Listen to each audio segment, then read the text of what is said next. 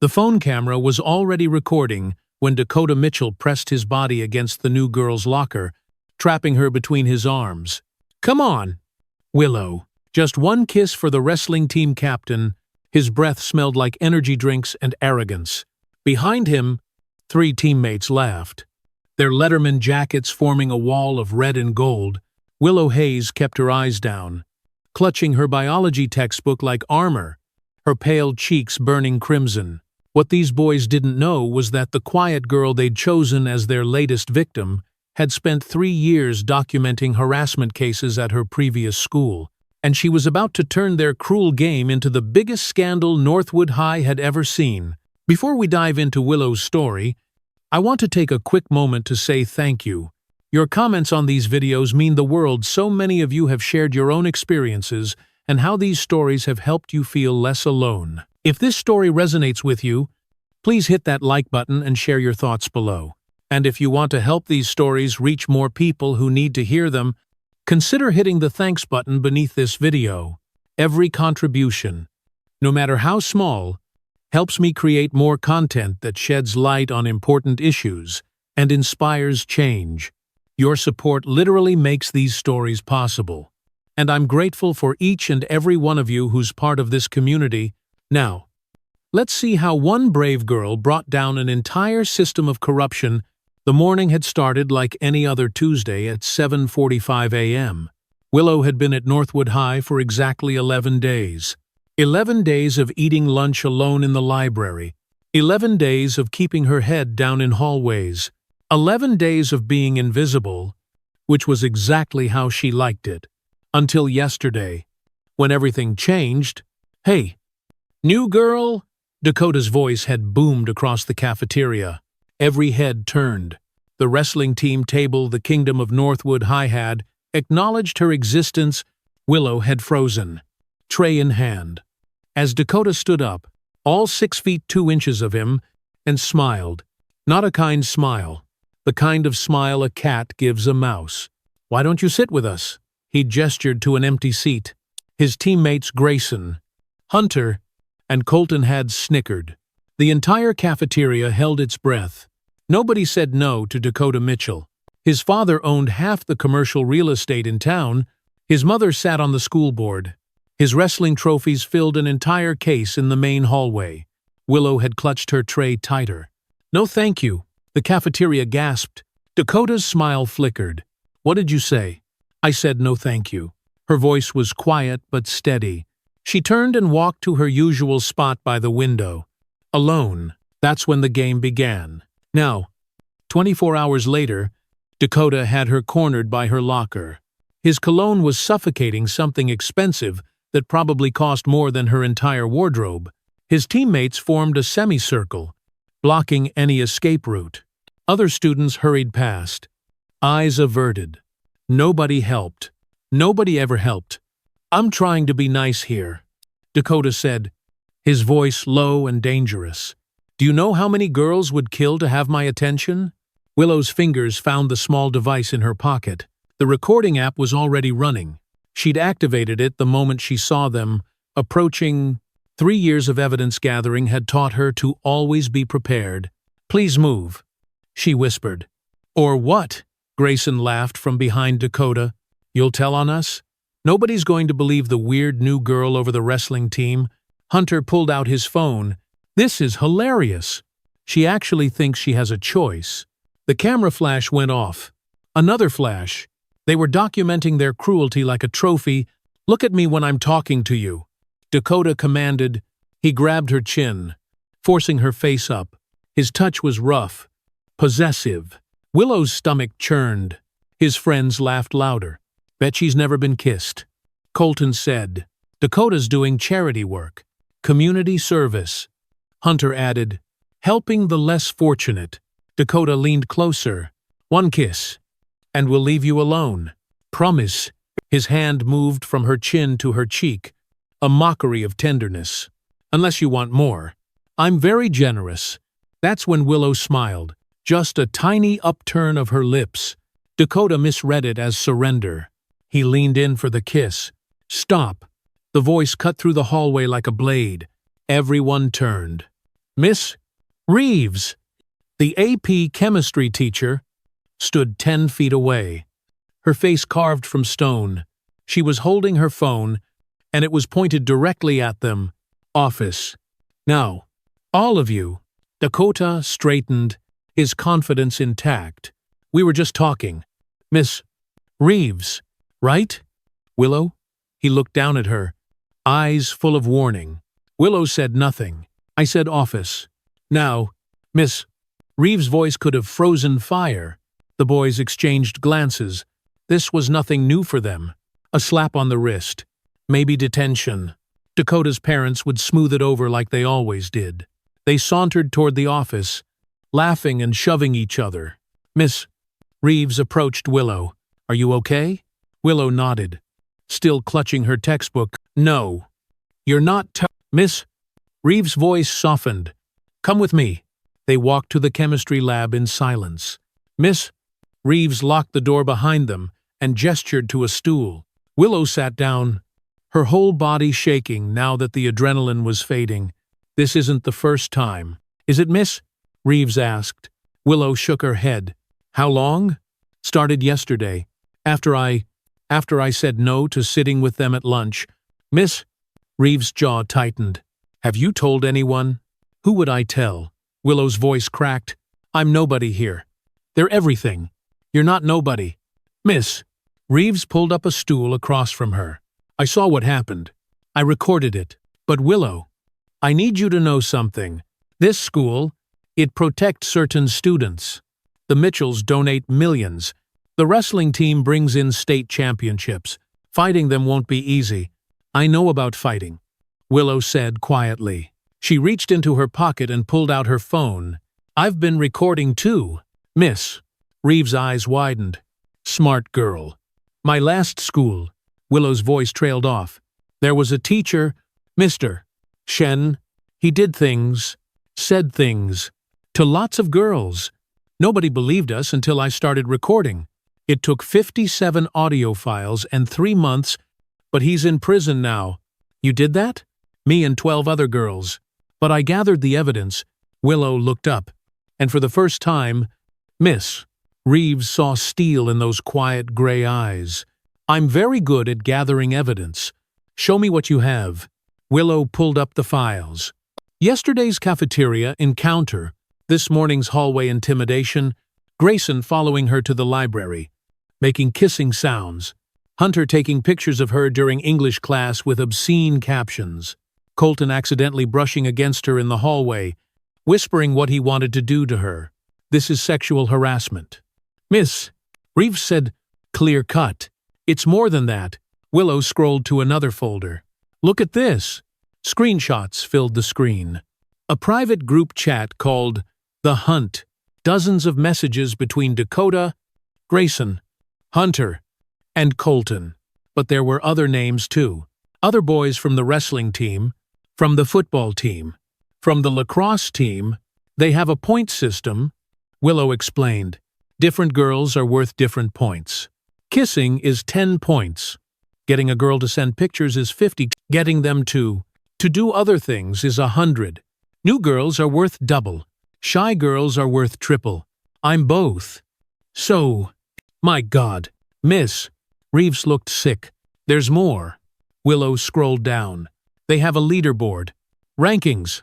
And look at this, they take pictures as proof. Without consent? There are 17 girls on this list just from this semester.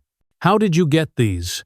Hunter left his phone unlocked in the library yesterday. I only had 45 seconds, but I work fast. Miss Reeves stared at the screen. This is evidence of systematic sexual harassment, maybe assault. This needs to go to the police. The police? Willow laughed bitterly. Dakota's uncle is the sheriff. His cousin is a deputy. You think they'll do anything? Then the school board, where his mother sits, where his father donates $2 million every year. Willow shook her head. No, I learned something at my last school. You don't go to the authorities they control. You go above them. You go public. Willow, that's dangerous. These families have power, lawyers. They'll come after you. Let them.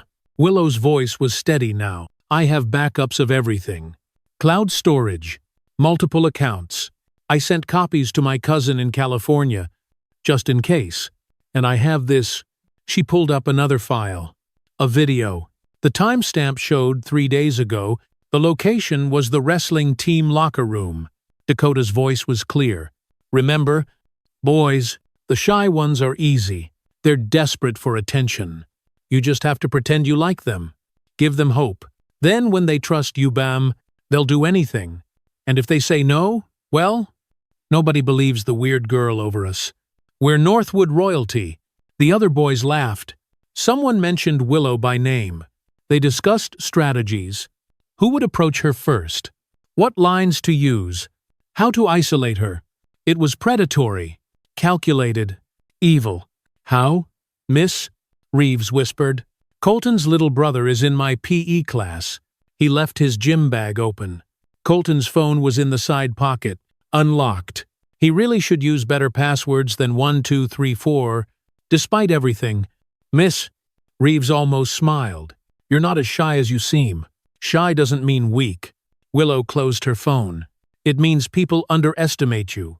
They talk around you like you're not there. They reveal things. They get careless. What's your plan? First, I need more evidence, more recordings, more victims willing to speak up. Then, the chemistry lab door rattled. Someone was trying to get in. Miss, Reeves and Willow froze. I know you're in there, Dakota's voice. Muffled but angry. Open up. More rattling. Then Grayson. Dude! Someone's coming. Footsteps running away. Silence. Miss. Reeves let out a breath. How did they know you were here? Willow checked her phone. A notification from an unknown number. A picture of her entering the chemistry lab. The message, stop talking or things get worse. They're watching. Willow said. Her hands weren't shaking anymore. If anything, she looked calmer. Good. Good? They're scared. Scared people make mistakes. She stood up. I should go. Thank you for trying to help. Willow. Wait. Let me walk you to your next class. No. They need to think I'm alone. Vulnerable. She headed for the door. Then paused. Miss. Reeves, whatever happens next, whatever you hear about me, remember that I have evidence of everything. Everything. The hallway was empty when Willow emerged. She walked to her locker, opened it, and found a note taped inside. Meet us in the old gym after school, or the whole school sees this. A printed photo was attached. Willow changing in the girls' locker room, taken from above. The angle suggested someone had climbed onto the lockers with a camera. She studied the photo clinically, the timestamp, the angle, the quality. Hunter's phone. Definitely. He always bragged about his new iPhone camera. She folded the note carefully and placed it in an evidence bag she kept in her backpack. Then she took out her own phone and typed a message. Phase 2 initiated. They took the bait. The response came immediately. Recording equipment in place. Backup standing by. Be careful. Willow smiled. They had no idea who they were messing with. The rest of the day passed in a blur of whispers and stares. Word had spread about the hallway incident. Girls looked at her with a mixture of pity and relief. It wasn't them. Boys looked at her like prey. Teachers pretended not to notice. In English class, Hunter sat directly behind her. He spent the entire period whispering, "Nice picture. Wasn't it? I've got more. Different angles. Want to see?" Willow took notes on Shakespeare. Her handwriting perfectly steady. You know what we could do with those pictures? Post them everywhere. Tag your parents, your old school, every college you apply to. She turned the page in her notebook. Or you could be smart. Meet us after school. Apologize. Maybe do a little more than apologize. Dakota really likes you. You know, he could make your life here amazing. Or he could destroy it. Your choice. The bell rang. Willow packed up slowly, waiting until Hunter left. Then she pulled out her phone. The entire whispered monologue was perfectly recorded. She labeled the file and uploaded it to her secure cloud. Lunchtime. The cafeteria buzzed with energy. Willow headed for her usual spot, but a hand grabbed her arm. Gentle this time. She turned to see Madison Webb, captain of the debate team. "Sit with us," Madison said. It wasn't a question. Willow found herself at a table of girls.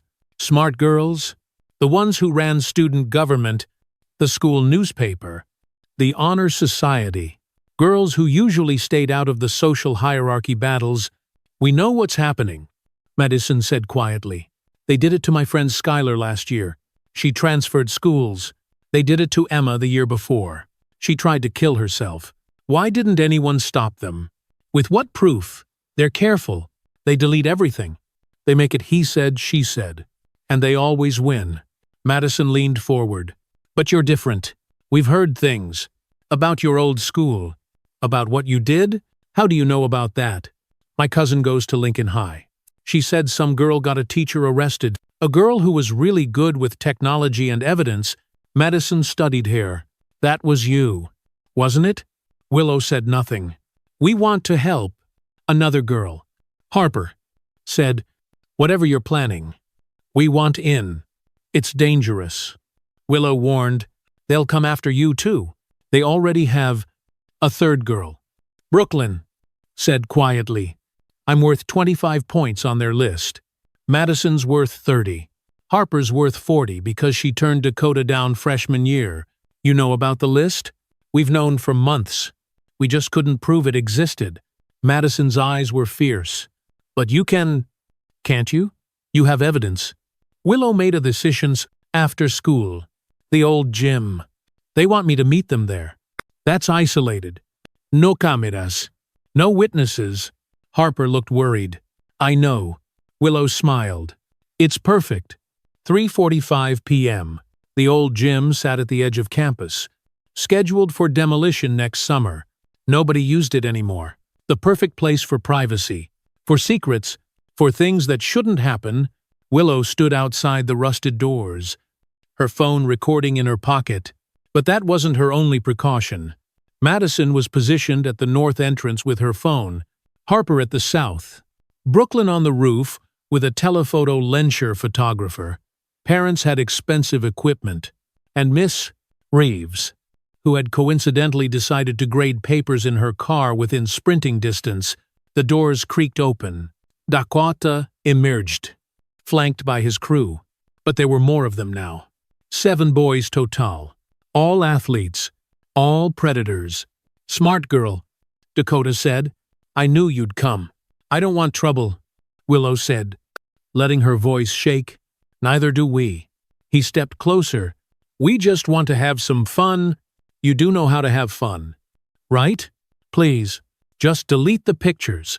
"Oh, we'll delete them." After, Grayson laughed. "Don't worry. We'll be gentle, mostly." They formed a circle around her.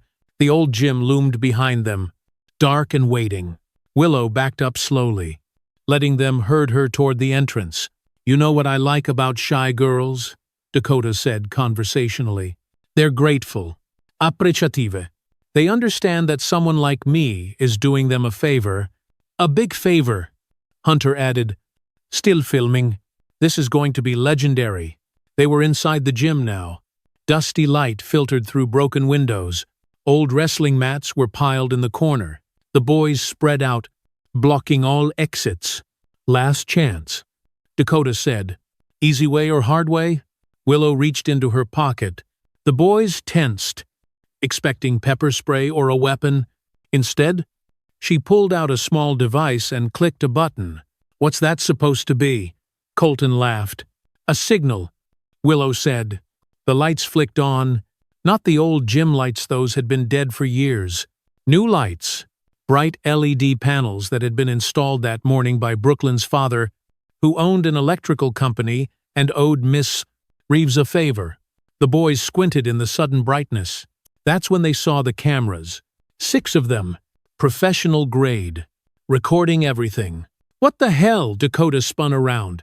"Smile," Willow said. "You're live." "Live?" Hunter's face went white. Willow held up her phone. The screen showed a streaming platform, viewer count, 300 and climbing. The title of the stream, Northwood High's dirty secret live evidence of sexual harassment ring. You're bluffing, Dakota said, but his voice cracked. Check your phones, Willow suggested. They did. Social media was exploding. The stream link was everywhere. The student body group chat, the parent Facebook page, the local news tip line. Screenshots of their hunt chat were being shared with the video link, their point system, their target list, everything. You little Dakota lunged for her. I wouldn't. Madison's voice echoed through the gym. She stood in the doorway with Harper and Brooklyn. All three were recording. Assault on a live stream?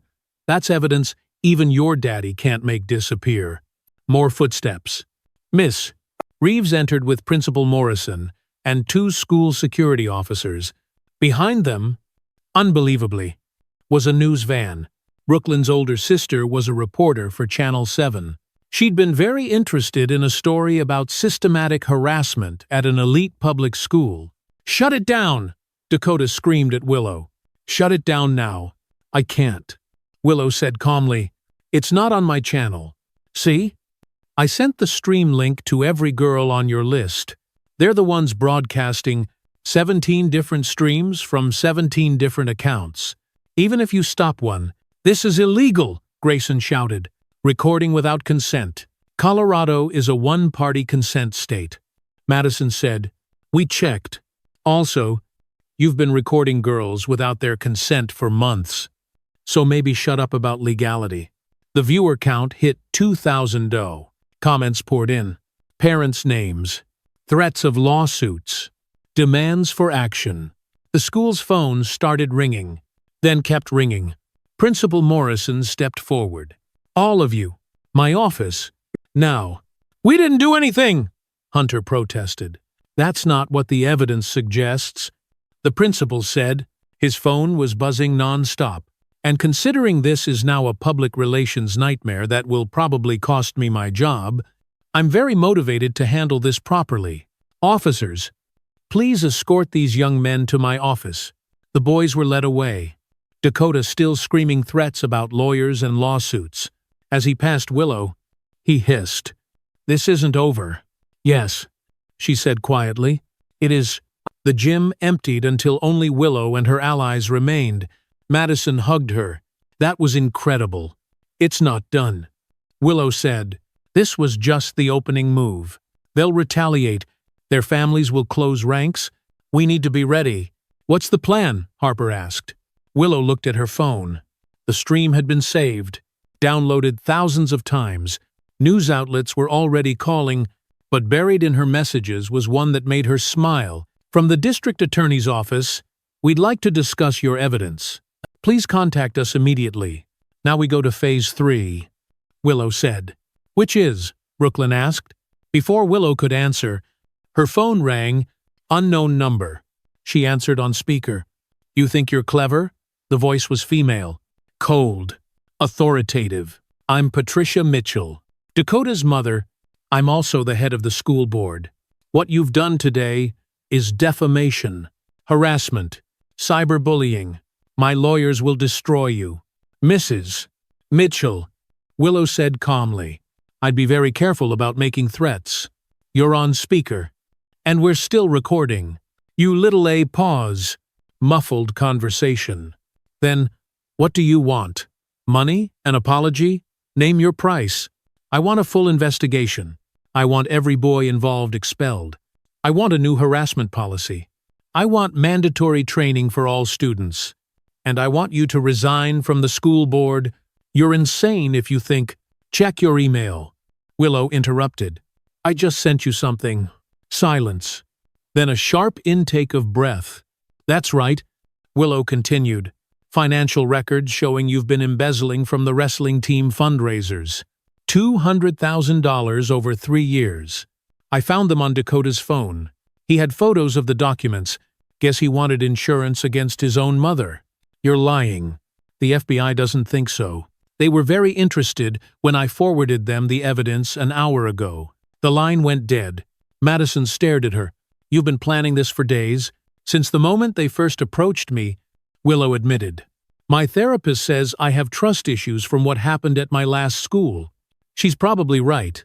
But those trust issues make me very good at protecting myself. What happens now? Harper asked. Willow's phone buzzed. Another unknown number. This time she didn't answer. Now we wait, she said, and we watch them fall. But as they left the old gym, Willow noticed something that made her blood run cold. Written on her car windshield in red lipstick. You just declared war. Hope you're ready for what comes next. She took a photo of the threat, adding it to her evidence folder. Then she carefully wiped the windshield clean, hot in her car, and drove home. Tomorrow would bring new battles, new threats, new challenges. But tonight, 17 girls in Northwood would sleep a little better, knowing someone had finally fought back and won the first round. As she pulled into her driveway, Willow's phone rang one more time. This number she recognized, her lawyer from the previous case. Willow, I just saw the news. Are you okay? I'm fine. Miss Shen, but I think I'm going to need your help again. Already on it. I'll be there first thing in the morning. And Willow, you did the right thing. I know, Willow said. But Miss Chen, this time is different. Bigger. They have more money, more power, more to lose. Then we better make sure we have more evidence. Get some rest. Tomorrow, we go to war. Willow ended the call and sat in her car for a moment. Through her living room window, she could see her parents watching the news. Her story was already the lead. Her phone had hundreds of messages from supporters, reporters, and other victims wanting to share their stories. But one message stood out from an unknown number. But somehow she knew exactly who it was. This isn't over. You took everything from me. My reputation, my future, my family. I'm going to return the favor. You won't see me coming, but I'll destroy everything you love, starting with those girls who helped you today. Sweet dreams. Willow. Willow screenshotted the threat and added it to her evidence.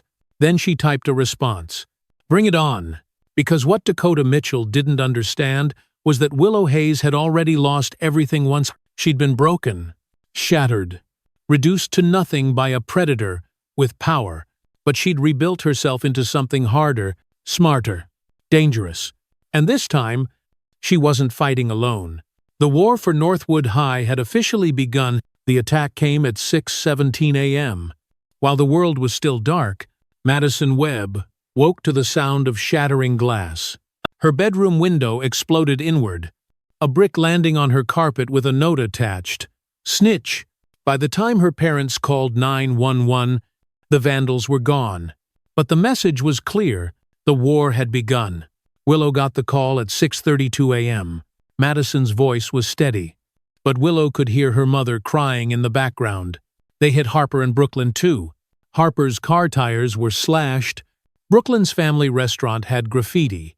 Horrible things. Sexual stuff. I'm so sorry, Willow said, already getting dressed. This is my fault. No. Madison's voice turned fierce. This is their fault, and it's evidence. I photographed everything before the cops arrived. Brooklyn's dad has security footage. Harper's neighbor has a Ring doorbell camera. Meet me at school in an hour. Bring everything. Willow.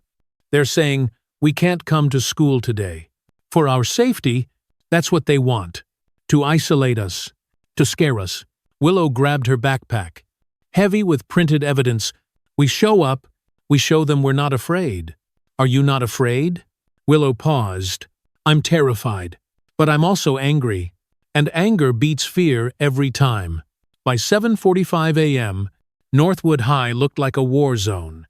News vans lined the street. Parents clustered in angry groups.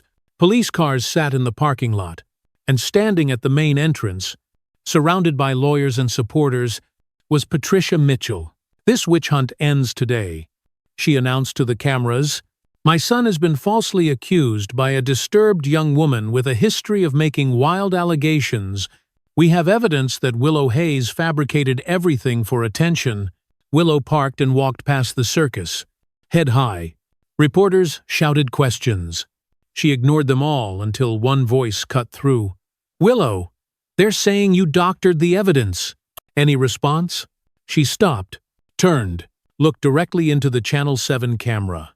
I have 43 hours of audio recordings, 600 screenshots, testimony from 23 victims, financial records showing embezzlement. If they want to claim it's fake, they can explain that to the FBI agents who are reviewing everything right now.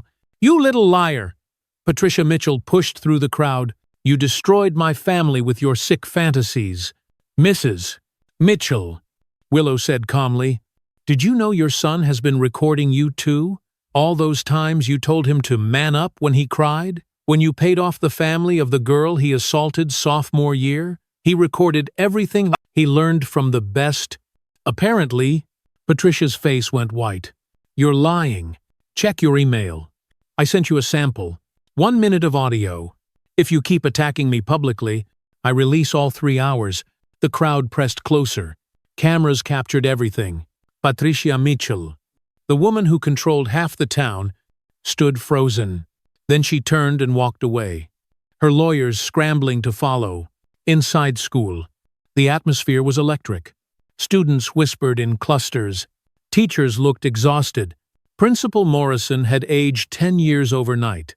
And waiting by Willow's locker were Madison, Harper, and Brooklyn, surrounded by a protective circle of debate team members, newspaper staff, and honor society students.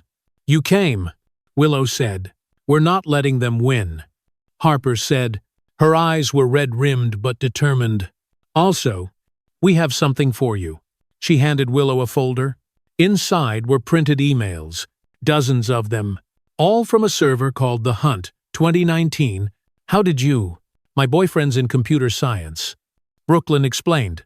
Turns out, the wrestling team was using the school server to host their old point system archives, going back 5 years.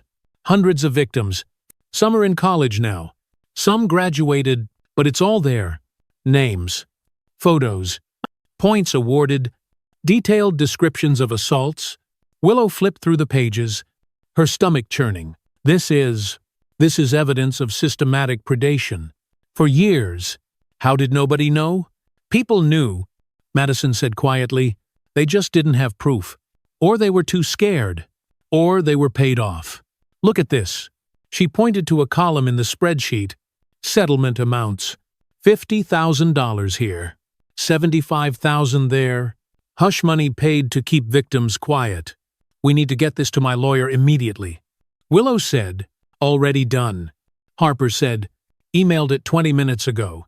Also sent copies to the district attorney, the school board members who aren't named Mitchell, and 3 different news outlets. The nuclear option. Willow breathed. They started it. Brooklyn said, when they came after our families. First period, AP History. Willow walked in to find Dakota Mitchell already seated. Flanked by his remaining loyal friends, half the wrestling team had distanced themselves after the live stream, but Dakota still had support. Money bought loyalty. Well, Dakota said loudly. The psycho returns. How's your friend's window? Willow sat down without responding. Other students watched nervously. The teacher, Mr. Harrison, cleared his throat. Let's focus on the lesson. Please. Hard to focus. Dakota continued. When there's a pathological liar in the room, did you know she was expelled from her last school for making false accusations? That's not true, Willow said quietly. No?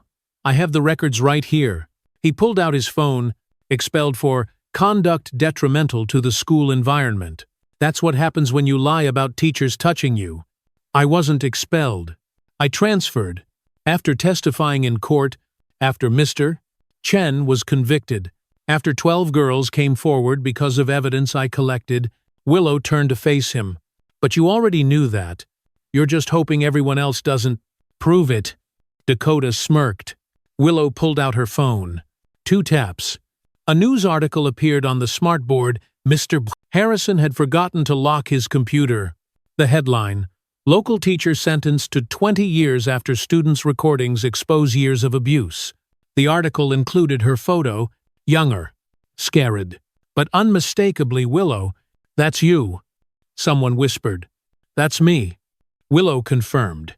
"And that's why I knew what to do when it started happening here. Because predators follow patterns, and you, Dakota, are just another predator." Dakota's face turned purple. He started to stand. "Mr." Harrison stepped between them. "Dakota, sit down. Now. She's destroying my life with lies." "Then Zume," Willow said. "Oh wait, you can't. Because truth is an absolute defense against defamation, and everything I've said is true. You're dead." Dakota hissed. "You hear me? Dead? Dakota Mitchell. You're threatening a student in front of 23 witnesses." "Mr." Harrison said, "That's suspension. Get out. My mother will have your job. Your mother is currently being questioned by federal agents about embezzlement," Harper said from across the room. "I don't think she's taking calls." Dakota stormed out, slamming the door. The class sat in stunned silence. Then, slowly, someone started clapping. Then another. Soon half the class was applauding. "Don't," Willow said. "This isn't over." She was right. By lunch, the school was in chaos. 3 more wrestling team members had been pulled from class by police. The coach had been placed on administrative leave after emails surfaced showing he knew about the hunt and did nothing. Parents were pulling their kids out of school. The board called an emergency meeting. Willow sat with her growing group of allies, comparing notes. Her phone buzzed constantly: reporters, lawyers, supporters, threats. She ignored them all except one. Her lawyer. "Miss Shen, Willow, I need you to come to my office immediately. Bring your parents." "What's wrong?" "The Mitchells have filed charges: criminal harassment, defamation, cyberstalking, and conspiracy. They're seeking a restraining order and $5 million in damages."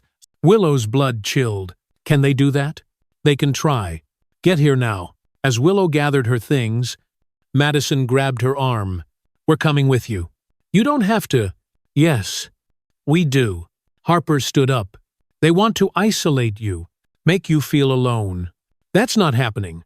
An hour later, Willow sat in a conference room surrounded by allies. Her parents flanked her, faces grim. Miss Chen spread documents across the table. Madison, Harper, Brooklyn and their parents filled the remaining seats. Even Miss Reeves had come. "Here's the situation." Miss Chen began. "The Mitchells have hired Cromwell and Associates, biggest firm in the state. They're claiming Willow orchestrated a conspiracy to destroy their son using fabricated evidence. That's insane." Willow's mother said, "It's a tactic. Bury us in legal fees. Make fighting back too expensive." Miss Chen pulled up a document. "But we have an advantage.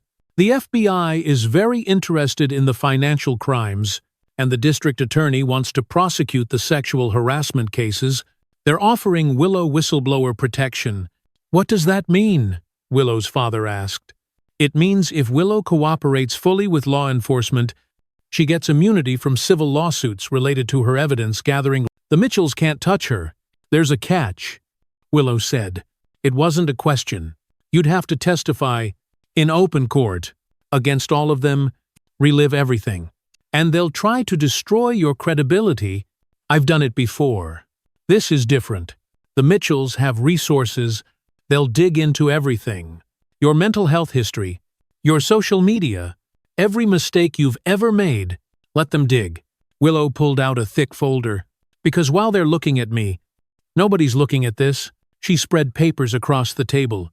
Financial records, wire transfers, offshore accounts. "Where did you get these, miss?" Chen breathed. "Dakota's computer." He gave Grayson his password to submit a history paper. Grayson gave it to Hunter to download games. Hunter gave it to Colton for fantasy football. And Colton, Willow smiled grimly. Colton wrote it on a sticky note and left it on his desk during study hall. This shows the Mitchells have been bribing officials for years. The sheriff, 2 judges, 3 school board members, the former principal, all to cover up Dakota's behavior and their financial crimes. This is a federal case. Miss, Chen said. RICO charges. Racketeering. I know. Willow looked around the table. But if I release this, it's not just the Mitchells who fall. Half the town power structure goes with them. Are you all ready for that? The parents exchanged glances. Madison's mother, a pediatrician, spoke first. My daughter was threatened because she stood up to bullies. If bringing down corrupt officials is what it takes to keep her safe, then yes, agreed. Harper's father said. He was a contractor, dependent on city permits. Some things matter more than money. One by one. They all nodded. Even Miss Reeves. I've been teaching here for 15 years. Watching them protect predators, silence victims. I'm done being complicit. Then we fight. Miss, Chen said. All of us. Together. The news broke at 4:15 p.m. Channel 7 led with the exclusive. Northwood scandal expands. FBI. Investigates bribery. Ring connected to student harassment. Cover up. Within hours, Northwood High became ground zero for a national story. Cable news descended. Social media exploded. Number Justice for Northwood trended worldwide. The Mitchell family fortress began to crumble, but Dakota wasn't done. That night, Willow was studying when her phone rang. Unknown number. She let it go to voicemail. The message was brief. Check your email. You have 1 hour to recant everything, or this goes viral. D. The email contained a video. Willow steeled herself and clicked play. It was her, at her old school, in the counselor's office, sobbing, shaking, describing what Mr. Chen had done. The video was edited to make her look unstable, hysterical, crazy. Audio clips spliced together to change her words. Nobody will believe me, her voice said in the video. But the original quote had been, I was afraid nobody would believe me. They'd cut the context. I made it all up. Her voice continued. But the full sentence had been, he said everyone would think I made it all up. The editing was sophisticated, believable, damaging. Willow's hands shook. This video could destroy her credibility, make her look like a serial false accuser. It was exactly what the Mitchells needed to discredit her testimony. She had 53 minutes to decide. Willow called Miss Chen, then Madison, then someone unexpected, the reporter from Channel 7. Brooklyn's sister, I need your help. Willow said, I need to go live. Now. Willow. That's risky. I know, but I'm done letting them control the narrative. Can you do it? Give me 20 minutes. 19 minutes later, Willow sat in her living room. Cameras rolling. Live viewers, 12,000 and climbing. My name is Willow Hayes. She began. 2 years ago, I was sexually assaulted by a teacher. I reported it. I was called a liar, a attention seeker, mentally unstable. But I had recordings, evidence. He was convicted. And now, because I'm exposing another predator ring, they're trying to use my trauma against me. She held up her phone. Dakota Mitchell just sent me an edited video of my counseling sessions. Sessions that were supposed to be confidential. He's threatening to release it unless I recant. So I'm going to show you what really happened. The unedited truth. She played the original recordings, her RAV. Honest testimony. The counselor's supportive responses. The context Dakota had stripped away. This is what survivors face. Willow continued. Our worst moments weaponized against us. Our trauma edited into ammunition. But I'm not ashamed of breaking down. I'm not ashamed of needing help. I'm not ashamed of surviving. The viewer count hit 50,000. Dakota Mitchell thinks he can silence me with shame. But shame only works if you let it. So here's everything. My psychiatric evaluations after the assault. My therapy notes. My medication history. All of it. Because I'd rather be honest about my struggles than let another predator win. She uploaded file after file. Comments poured in. Survivors sharing their stories. Parents expressing outrage. Students from schools across the country reporting similar games and point systems. To anyone watching who's been through this, Willow said, looking directly into the camera. You're not crazy. You're not alone. And you're not responsible for what they did to you. Keep fighting. Keep speaking. Keep surviving. The stream ended. Willow's phone immediately rang. Dakota. You stupid bitch! You just admitted you're mentally unstable. No, Willow said calmly. I admitted I needed help after trauma. Like millions of people, the only unstable one here is you, threatening victims to protect your crimes. This isn't over! Yes, it is, because right now, the FBI is serving warrants. Your house, your father's office, your mother's computer. They were very interested in those offshore accounts I found. Silence. Then, you're lying. Through her window, Willow could see lights. Police cars streaming through the wealthy part of town. Check your security cameras. The line went dead. The next morning, Northwood woke to seismic news. Patricia Mitchell, arrested. Dakota's father, in federal custody. Sheriff Williams, suspended pending investigation. 3 judges, 2 city councilmen, and 5 school officials, all under investigation. Dakota Mitchell was arrested at 7:22 a.m., charged with criminal harassment, stalking, conspiracy, and 37 counts of sexual assault based on evidence from the Hunt archives. He was let out in handcuffs as news cameras rolled, still screaming about lawyers and lies. Grayson, Hunter, and Colton were arrested an hour later. By noon, 23 members of various sports teams were in custody or negotiating plea deals. Willow sat in Principal Morrison's office. The principal himself had resigned, watching the news with her allies. Madison held her hand. Harper paced nervously. Brooklyn documented everything. You did it, Madison said. You actually did it. We did it, Willow corrected. All of us. Miss? Reeves entered with a smile. The superintendent just called. They're implementing every reform we demanded. New harassment policies, mandatory training, independent oversight, and they want you all on the advisory committee. What about the victims? Harper asked. The ones from years past? The district is setting up a fund. Miss? Reeves said. Counseling, legal support, whatever they need. Funded by assets seized from the bribery investigation, Willow's phone buzzed.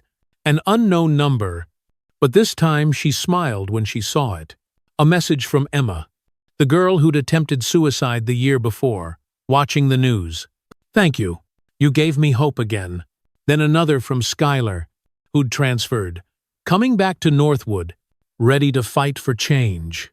Message after message from survivors, from supporters, from students at other schools starting their own investigations into similar games.